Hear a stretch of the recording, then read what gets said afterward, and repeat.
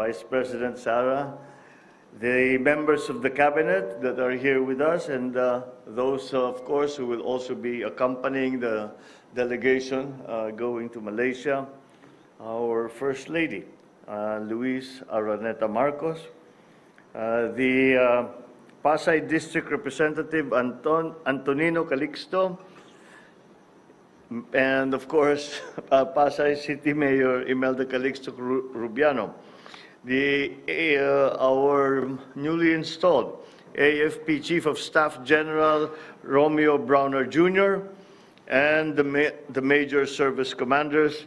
Philippine National Police General Benji Acorda Jr., Philippine Coast Guard Commandant Admiral Artemio Abu,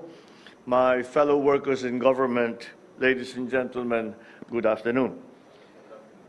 Today, we leave to undertake a state visit to Malaysia upon the gracious invitation of the King of Malaysia, His Majesty Al Sultan Abdullah. Building on the successful visit of the Malaysian Prime Minister Datuk Seri Anwar Ibrahim to the Philippines in March 2023, I believe that this is an opportune time to harness the potentials of a revitalized relationship between the Philippines and Malaysia. The Philippines and Malaysia have long enjoyed close economic ties, supported by strong bilateral ties stretching back for decades. Building on past successes, this state visit to Malaysia aims to identify new areas of synergies that can propel our partnership and serve as a roadmap for our respective agencies to work on for the mutual benefit of both our countries and the peoples of the new century. During this visit, I will have an audience with His Majesty the King of Malaysia, where we will discuss how we can further deepen our partnerships through new areas of mutual interest. I will also meet with His Excellency Prime Minister Anwar to pursue areas of cooperation in our agreed priority areas that are aligned with our country's respective economic agendas. In order to assist our nation's trajectory of economic growth and to meet our economic target of 6.4% year-on-year GDP growth this year,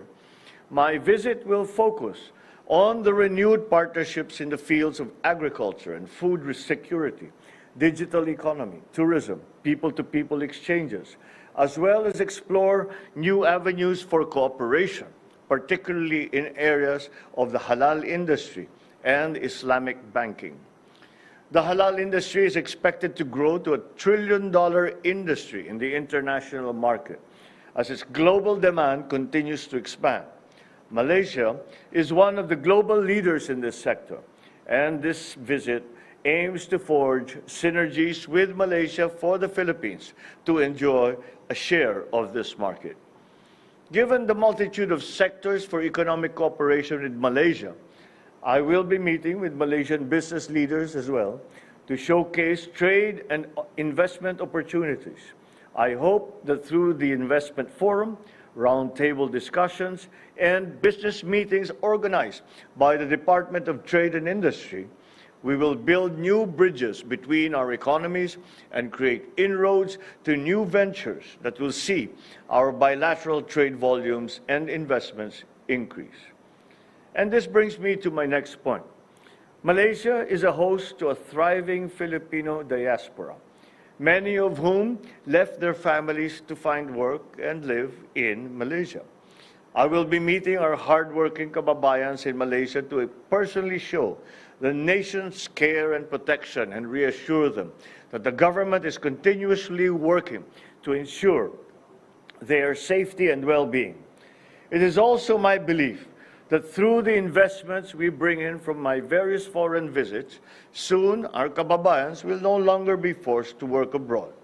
but will have a choice to come home and find suitable work in the Philippines so that they may be reunited with their families.